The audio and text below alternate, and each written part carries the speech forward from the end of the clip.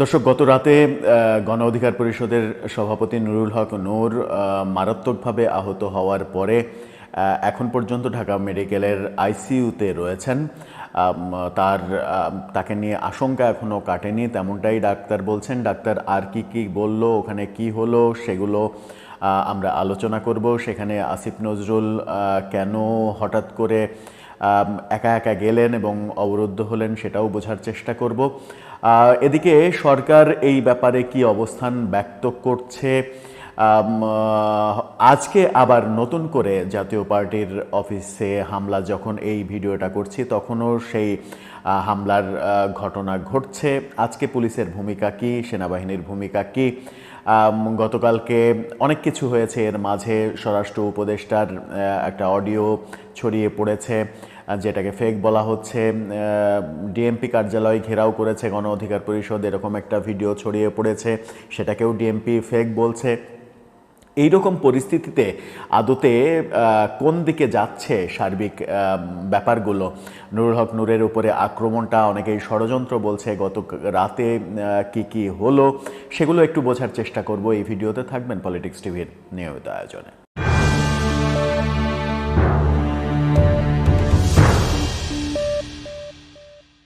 দর্শক, বলছিলাম গণ অধিকার পরিষদের সভাপতি নুরুল হক নূর তিনি মারাত্মকভাবে আহত হয়েছেন। ডাক্তাররা যেটা বলছে সেটা হচ্ছে যে প্রথমে যখন কাকরাইলে ইসলামী ব্যাংক হাসপাতালে ছিলেন তখন তার দলের লোকজন গণমাধ্যমকে জানিয়েছিল যে ডাক্তাররা প্রাথমিকভাবে এক্স রে করে বলেছে তার মাজার একটা হাড় ভেঙে গেছে।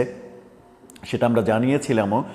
পরবর্তীতে ঢাকা মেডিকেলে তাকে ট্রান্সফার করা হয়। ঢাকা মেডিকেল থেকে বেশ খারাপ ইনফরমেশন আসে। খারাপ ইনফরমেশন হচ্ছে যে বাইরে দেখা না গেলেও তার ইন্টারনাল ব্লিডিং হচ্ছে, কারণ তার লাঠির আঘাতে নাক ফেটে গেছে, মাথায় প্রচণ্ড আঘাত লেগেছে, চোখের নিচে আঘাত লেগেছে। এই সব আঘাতের কারণে তার ইন্টারনাল ব্লিডিং হচ্ছে। ইন্টারনাল ব্লিডিং কিন্তু খুবই মারাত্মক ব্যাপার। সেটা থামানো এখন পর্যন্ত গিয়েছে কিনা সেই আপডেট আমাদের কাছে নেই। তবে ঢাকা মেডিকেল কলেজ থেকে জানানো হয়েছে যে তার জ্ঞান ফিরেছে। জ্ঞান ফিরলেও এখন পর্যন্ত আশঙ্কা মুক্ত নন তিনি, তাকে আইসিইউতে রাখা হয়েছে।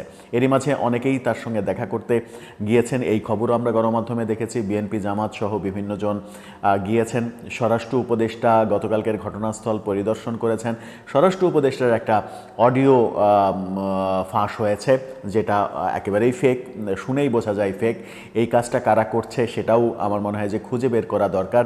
যেখানে শোনা যাচ্ছে যে স্বরাষ্ট্র উপদেষ্টা একজন পুলিশ কর্মকর্তাকে বলছে যে নুরুল হক নূরকে মেরে একেবারে করে দাও, এটা প্রধান উপদেষ্টার নির্দেশ রয়েছে। এই ধরনের অপরিপক্ক কাজ দেশের অভ্যন্তরে যারা করছে তাদের ব্যাপারে আইন শৃঙ্খলা রক্ষাকারী বাহিনীর সচেতন হওয়া উচিত, সচেষ্ট হওয়া উচিত। সেটা যেমন দেখলাম আজকে জাতীয় পার্টির মহাসচিব শামীম হায়দার পাটোয়ারি তিনি সাংবাদিক সম্মেলন করলেন, করে বললেন নুরুর উপরে যে নুরুর যে আহত হওয়া এবং হাসপাতালে যাওয়া সেটা তাদেরও কষ্ট দিয়েছে।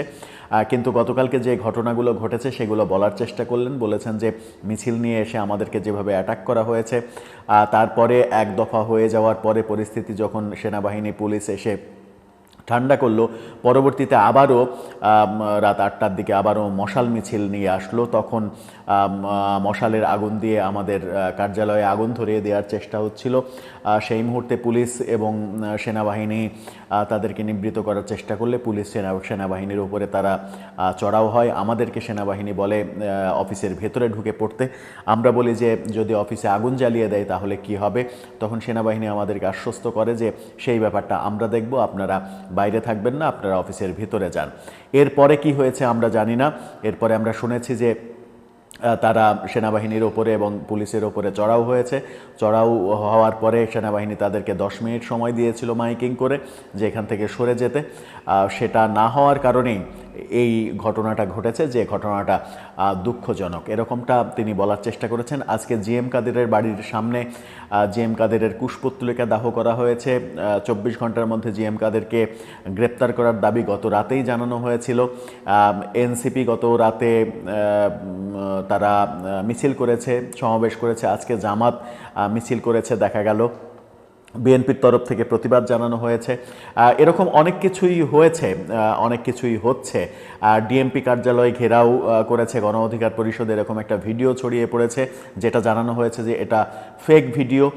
তার মানে হচ্ছে যে একটা ঘটনাকে কেন্দ্র করে আরও অনেক ঘটনা ঘটানোর চেষ্টা যখন হচ্ছে, তখন আজকে সারা দেশে জাতীয় পার্টির মহাসচিবের তথ্য মতে অন্তত 6টি জেলায় জাতীয় পার্টির কার্যালয় ভেঙে আগুন দেওয়ার ঘটনা ঘটিয়েছে গণ অধিকার পরিষদের নেতানেত্রীরা, এমন তথ্য তিনি জানিয়েছেন। এবং সন্ধ্যায় আজকেও জাতীয় পার্টির কেন্দ্রীয় কার্যালয় আবারও আক্রমণ করা হয়েছে। এই ভিডিওটা যখন করছি তখনও সেই ঘটনা ঘটছে।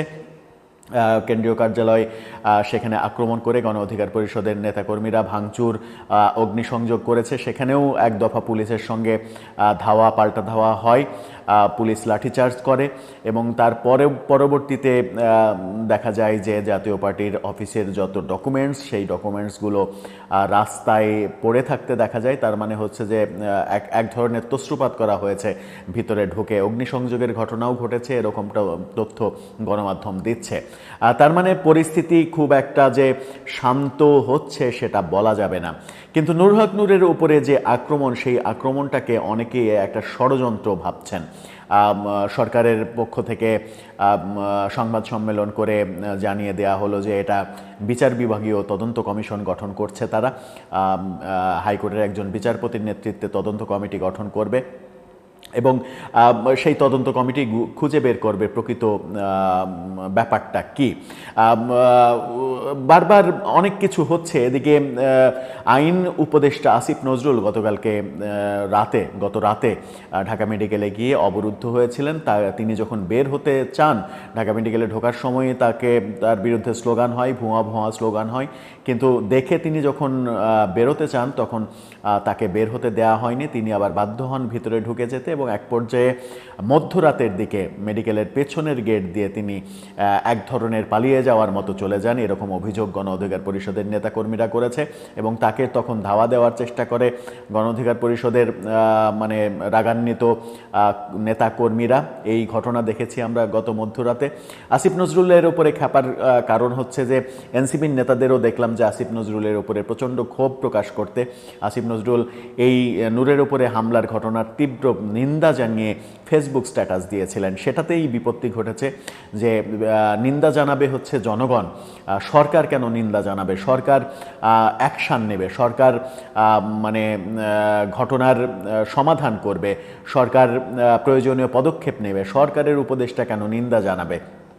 নিন্দা জানানোর জন্য তাদেরকে এই সরকারে বসানো হয়েছে কিনা, এরকম প্রশ্ন এনসিপি নেতাদেরকে করতে শোনা গেছে। এবং এনসিপির সমাবেশ থেকে আবারও সেনাবাহিনীকে আবারও আক্রমণ করা হয়েছে যে সেনাবাহিনী এই কাজ করেছে। সেনাবাহিনীকে কেন্দ্র করে বহু মেসেজ আসছে, বিভিন্ন দিক থেকে ওহি আসছে, আমরা শুনতে পাচ্ছি বিভিন্নভাবে। তার মানে যে আবারও সেনাবাহিনীকে নিয়ে একটা ব্যাপার হতে চলেছে বলে মনে হচ্ছে। জাতীয় পার্টিকে নিষিদ্ধ করার দাবি, এই দাবির প্রেক্ষাপটে এদিকে আজকে হাইকোর্টে অ্যাটর্নি জেনারেল তিনি বলেছেন যে এই দাবি উঠেছে, আইন পর্যালোচনা করে দেখা হচ্ছে যে এই ব্যাপারে কি পদক্ষেপ নেওয়া যায়। তার মানে কি সরকার আবার এবার আওয়ামী লীগের পরে জাতীয় পার্টির ব্যাপারে সিদ্ধান্ত নিতে চলেছে কিনা, সেটাও একটা বড় বিষয়। যদিও সরকারের তরফ থেকে আজকে শফিকুল আলম তিনি জানিয়েছেন যে এই ব্যাপারে কোনো আলোচনা হয়নি।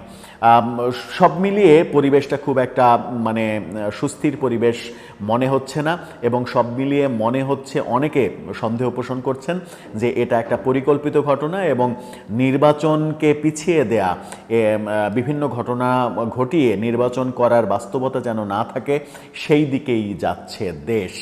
এই আলোচনাও কিন্তু হচ্ছে। আদতে বাস্তবতা কি? সব বাস্তবতার আগে যেটা দরকার সেটা হচ্ছে যে নূরুল হক নূর আইসিইউতে আছেন, তার সুস্থতা দরকার। কারণ তাকে কেন্দ্র করে কোনো যদি খারাপ অ্যাক্সিডেন্ট হয়ে যায় সেটা দেশের জন্য খুব বাজে একটা পরিবেশ তৈরি করতে পারে। দর্শক, আপনার মতামত কি এই ব্যাপারে জানিয়ে লিখতে পারেন। কোন দিকে যাচ্ছে পরিস্থিতি জানিয়ে লিখতে পারেন আমাদের কমেন্ট বক্সে।